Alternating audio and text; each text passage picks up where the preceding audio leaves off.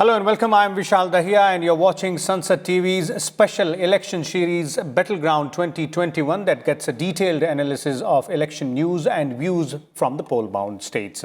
In the next half an hour, we'll bring to you the detailed report of parties, candidates and scenarios of these states. Specifically, we will be talking about the state of Tamil Nadu and the Union Territory of Puducherry, and we'll also be joined by two senior journalists who will try and decode for us all these aspects. Now, the elections for 16th Legislative Assembly of Tamil Nadu and Union Territory of Puducherry will be held on 6th of April, and the counting of votes will take place on 2nd of May. The stage is all set for the biggest electoral event, that is the Assembly Election 2021.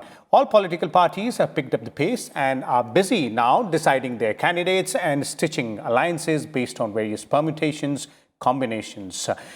Also, the main contest in these two states seemingly is Tamil Nadu and Puducherry is between AIA-DMK, which is hoping for a hat-trick in Tamil Nadu, and DMK that wants to wrest power after a long gap of 10 years. This is going to be the first assembly election after the demise of two legendary political leaders, Jayalalitha and M. Karunanidhi. So both the parties will be fighting these elections for the first time without their top political leaders who are no more. Tamil Nadu's politics have been dominated by DMK and AIA-DMK for almost half century now. In 2011, the AIA-DMK under J. Jayalalitha defeated the DMK, which was then led by M. Karunanidhi. In the 2011 Legislative Assembly elections, AIA-DMK won 150 out of 234 seats, while the DMK and DMDK won just 23 and 29 seats, respectively.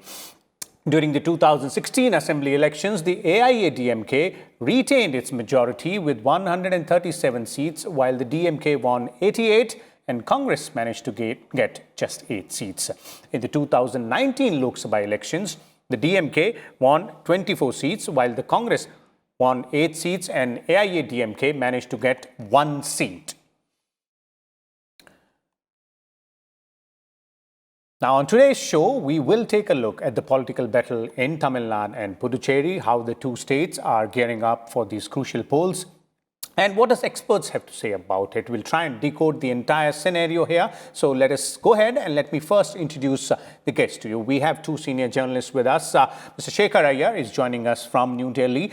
He has kept a close watch on the politics down south. And Mr. G.C. Shekhar is also joining us from Chennai. Another senior journalist has been keeping a tab on the developments in the state out there. Let's first start by understanding the various contours of this political electoral battle in Tamil Nadu and Puducherry there.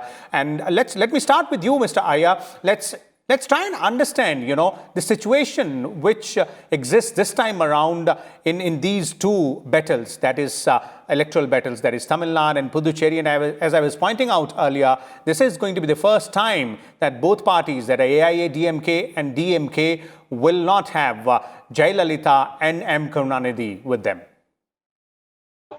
Indeed, Vishal, it's going to be a very, very interesting battle in Tamil Nadu this time. And looking at the big picture, as they would say, is if you compare the Lok Sabha elections of 2019 and the Assembly elections in Tamil Nadu of 2021, a lot of water has indeed flown down the Kaveri and other Tambrabarani and other rivers in Tamil Nadu. In the sense that, after the Lok Sabha elections, it was felt that ADMK-led government is headed for a washout in the assembly elections, and the DMK is going to do absolutely well. They will sweep the polls.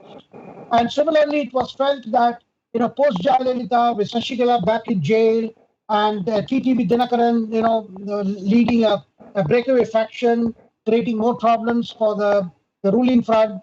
It was all set that ADMK is headed for some kind of a disaster in these elections. But what has happened is in the past few months, what one sees is, yes, the DMK has a definite advantage because of the anti-incumbency issues, affecting this government headed by Edappadi Palaniswamy, and they've got their, I would say, the right chemistry in terms of the cadres are looking forward to, they have been out of power for a long time, and they can see the mess in AIA-DMK. Now, what has happened in these months is that the Edappadi Palaniswamy, who somebody thought was actually a non-player or was just pulling on with the help of the center, particularly from the Prime Minister Narendra Modi. But what do we see today is a lot of activity has happened. His government has managed to somehow bring back a lot of energy into the campaign, having come out with a lot of social schemes, attending and also bringing the kind of coalition that is necessary, the social coalition. We managed to rope in the Patali Makkal Kachchi, who command a huge support among the Vanyas. Then he has also kept the BJP sort of amused in the sense, though they wanted more seats, somehow he has made them satisfied with 20 seats and a Lok Sabha by-election seat. So, and on the other hand, there has also been a setback today, like DMDK, which is headed by actor Vijay Kant. He has left the ADMK alliance, the previous alliance, and is headed towards the DMK. And Kamal Hassan is also trying his best, trying to bring little groups. And of course, TTV Dinakaran is just playing the role of spoiler with his aunt Sashikala, deciding to stay away, and because she doesn't want to take the blame of, bringing the downfall of ADMK. She is looking at the post-poll scenario, and she has done a tactical retreat. In the sense, if you see the way the race is on now, and once the candidates are announced for all the seats by all the parties, perhaps you're likely to see a very close contest with the DMK probably, crossing that halfway mark. But one doesn't know how individual constituencies are going to work, how the social coalitions are going to work, who is playing the spoiler. Now you have today TTV Dinakaran and Asauddin Owaisi entering into a kind of an alliance in pockets where there is a considerable Muslim votes, which could be a spoiler, for DMK, but also for ADMK in the southern districts. So there is a lot of little, I would say, plots unraveling now. Vishal. Okay. That's quite an apt sum up of the prevailing political situation in the state of Tamil Nadu. We'll go to Puducherry as well, but staying on with Tamil Nadu, let me bring in Mr. G.C. Shekhar here as well. Mr. Shekhar, you're there on ground zero. What's your assessment in terms of the kind of flavor this election season has thrown up in the state of Tamil Nadu, and significantly, those significant important players, which even Mr. Shekhar Ayya pointed out, and also the absence of the two stalwarts? Yeah, definitely the state, the political parties, DMK and ADMK, and the state voters are also going to miss the heated clash between Jayalalitha and Karunanidhi that used to mark the elections in the past. But what has happened is both Edappadi Palaniswamy and Stalin have grown with their respective jobs. Stalin has taken absolute control of the DMK. He has the Lok Sabha election victory to show that he can spearhead a campaign and make his party and his alliance win.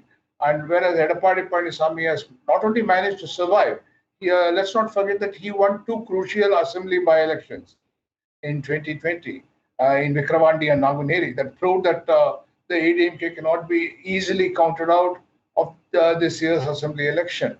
And what has happened is many people thought that the ADMK will fall apart on the issue of chief ministerial candidate who was choosing between Edappadi Palaniswamy and O. Pannirselvam. But Palaniswamy has successfully managed to convince Mr. OPS to back him, and OPS has stood behind him. In fact, when Sashikala came out of jail in February, many expected that OPS will switch sides. That has not happened. Not even a single MLA, not even a single minister went and called on her.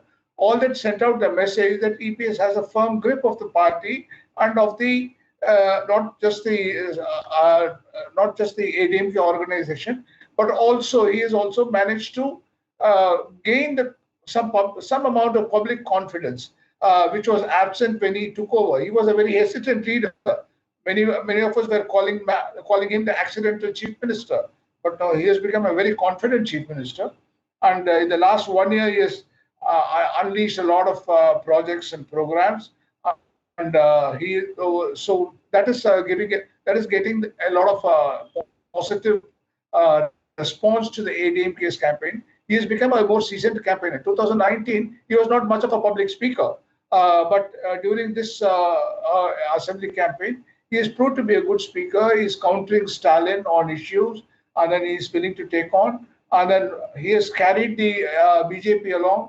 And even when Mr. Amit Shah came to Chennai and said that you make peace with Sashikala, have an alliance with the AMMK, Palaniswamy said nothing doing. She has no votes, which is partially correct because the AMMK got just around 6% votes in 2019, and now with Sashikala withdrawing from the scene, that is bound to diminish. So I think Edappadi Palaniswamy has made all his political moves correctly.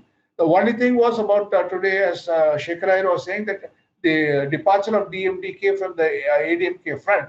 But I would blame the ADMK for it because the DMDK had become a shadow of itself because it had failed to win two Lok Sabha elections in 2014 and 2019. In 2016, it headed a third front called Makkal Munnani. So that is Makkal Nala Munnani. Okay. So that even Vijaykanth came third in his own constituency. They couldn't win a single MLA. So and Vijaykanth's health has deteriorated. He can't stand in front of a microphone and speak. So to that extent, the party is slowly it's become a shadow of itself, and its vote base has shrunk. So it wanted to be treated as an equal to the PMK. The PMK has always has always had a substantial one-year vote base in northern Tamil Nadu, which is concentrated. That helps the party to bargain a better deal for itself in every election. Even here, the 23 seats that were given to the PMK by ADMK is the lowest that the PMK has got either from Jayalalitha or from Karunanidhi. That again shows the negotiating skills of Edappadi Palaniswamy. He has kept the BJP happy. Say 20 is enough for you. Please don't pitch for more because we have to contest more seats because we have to be on a head-to-head fight with the DMK. Only then it will be possible to stop the DMK. Okay. So I think the BJP also did not stand on prestige and agree to that. So I think it is going to be a close fight. The DMK has a certain advantage, but definitely Edappadi Palaniswamy is not going to give up without a fight.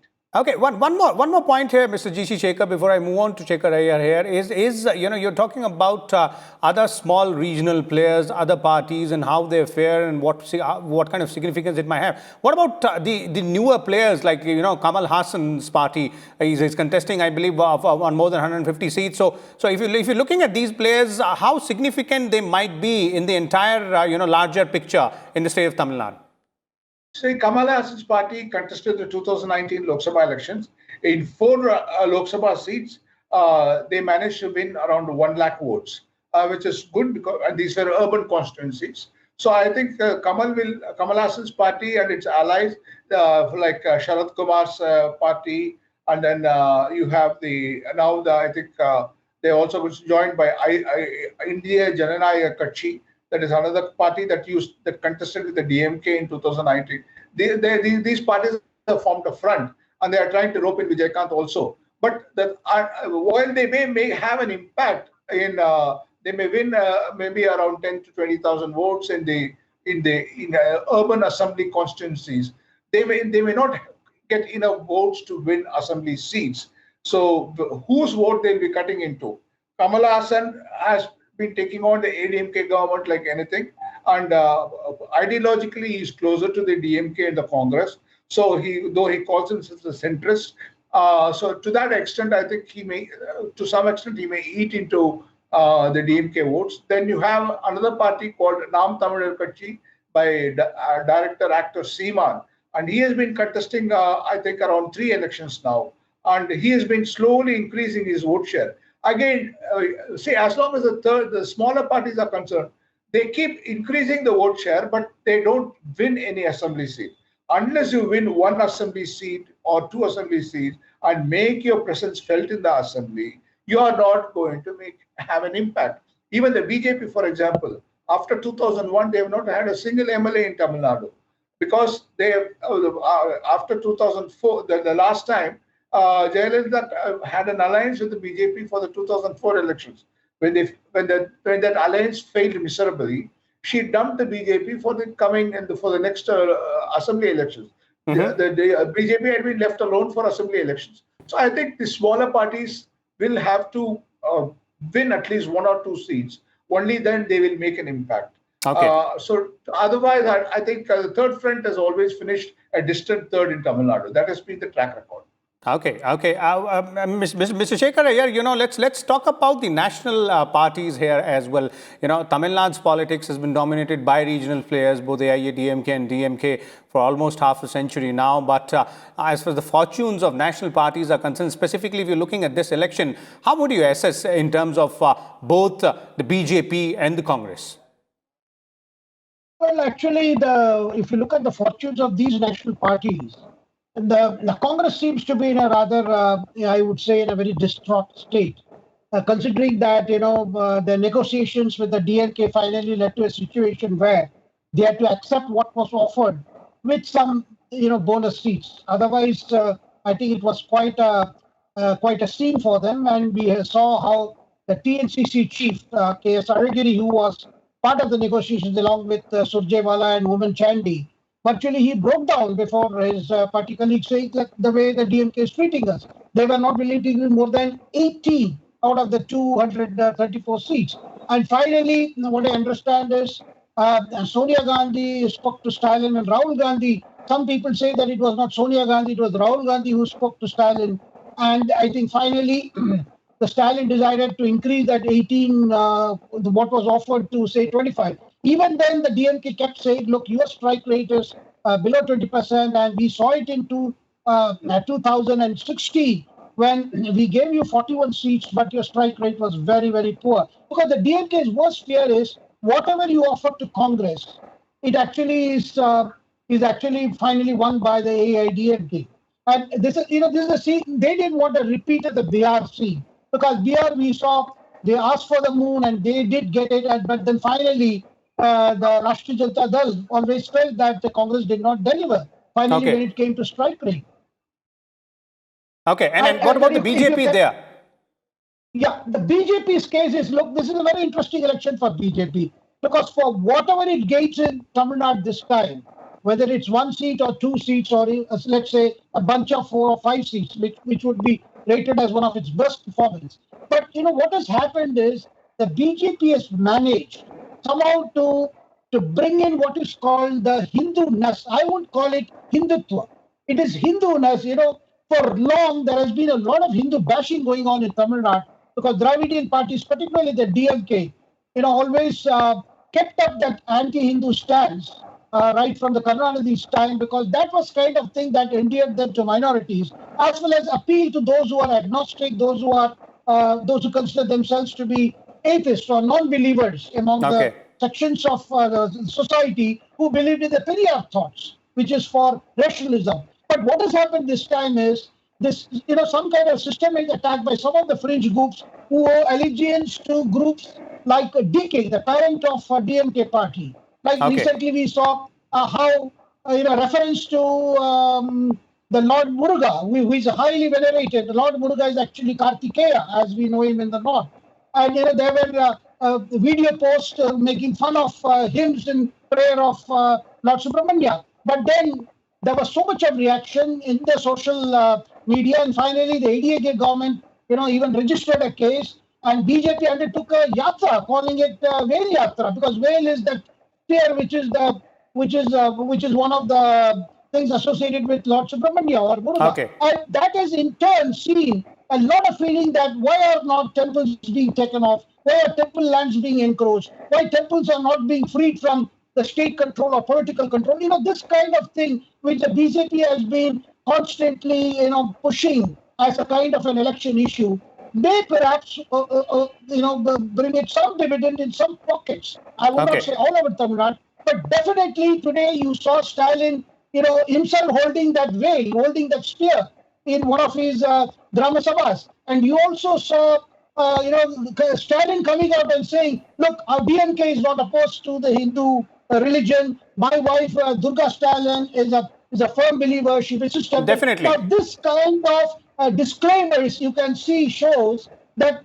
there are section of voters who feel that Hinduism should get as much respect as other religions. So there is some kind of, I would say, Hindu-ness, not Hindutva, as we understand in the north. Okay, definitely. And, it ultimately lies with the voters. The final decision lies with the voters as to which way this wind will blow, who will get the key to power in the state of Tamil Nadu. Let's also, quickly take a look at the neighboring union territory, Puducherry as well. Mr. G.C. Shekhar, if you could summarize for us in terms of various contours of, the political electoral battle in Puducherry as well, and the kind of alliances which are coming up out there, and the situation, because the political situation has changed very quickly in the past few weeks in Puducherry. Yeah, Puducherry was a classic case of self-goal by the Congress because the party saw it coming. In fact, in early February, when the number two in the cabinet, Namasivayam, and another Congress MLA, they resigned their MLA seats and then joined the BJP. The Congress should have sprung into some defensive action, but that did not happen. What happened is that the Congress just froze and didn't know how to react. And on the day that Rahul Gandhi was visiting Puducherry, two more Congress MLAs resigned and joined, resigned from the assembly. And then again another two MLAs, one from Congress and one DMK, again resigned just before the vote of confidence that Narayana Swamy had moved. So he is totally outnumbered and he is forced to resign. So the Congress should have been. The Congress has been in power, though, in spite of all the troubles that the Narayana government has had with the former Lieutenant Governor Kiran Bedi. The two had a battle going on, but despite that, there was no threat to his government because he was still managing the numbers. But what happened is that in the last 1 month, the BJP and the NRC, another regional party which is an offshoot of the Congress, they joined hands together and brought down the government. So the Congress was totally helpless. Now, what is going to happen is that the NRC and the BJP and the ADMK, they have a very strong alliance. And initially there was a problem because BJP wanted to project Mr. Namasivayam as a chief ministerial candidate. Okay. Mr. Rangasamy, who is a former chief minister, who himself has been a two-time chief minister, he refused to accept that. He said he should be the chief ministerial candidate. And that is what is going to happen. Finally, the BJP buckled down and said, okay, let us not rock the boat. Let Rangasamy be the chief minister face. Let Namasivayam be his number two and probably a deputy chief minister. Okay. So to that extent, I think the BJP has made peace with NRC and they are put together a strong front. The Congress still has to finalize its front because many of its senior MLAs have resigned from the party and they have joined either the NRC or the BJP, and some are even planning not to contest these elections. So I think the Congress is in a pitiable situation in Puducherry because it's all the more tragic because the Congress has always been a strong player in Puducherry. In fact, compared to Tamil Nadu, where it is fortunes have always been diminishing, here in Puducherry, it has always had a key role. It is either formed government or it has been in the main opposition. So I think it is a very bad and very disturbing scene for the Congress in Puducherry. Okay. Mr. Shekhar, a quick, 60-second concluding comment from you on the state of affairs in Puducherry and the kind of, electoral battle we can witness there. Well, I think there is a lot of irony in the political drama that is happening in Puducherry because all the players who are opposed to each other, barring, of course, the BJP, they were all once together. It is all the remnants of what is left of the Congress, which is, actually opposing each other. And N. Rangaswamy was the person who was the tallest Congress leader, but then he was opposed by people like Namasivayam, who is today in the BJP. Okay. And then Narayana Swamy was a person who parachuted from Delhi in 2016 and became chief minister, and because of his proximity to Tenjanpat. And I think some of his MLAs never appreciated the fact that he was a kind of a person who came there because of his, the influence through the former political aide of Ahmed Patel, who is no more. Okay. So I think this is a very interesting game. But BJP, as G.C. Shekhar was saying, they do not want to let go N. Rangaswamy because he's the tallest leader. He is 80, almost I think 80 plus. So therefore, they would rather bide their time and see how they can install their own. But let's not forget, because in the game of numbers, the three nominations that are done by the lieutenant governor, which is actually the central government, they will also play a big part in the event of a hung house in Puducherry.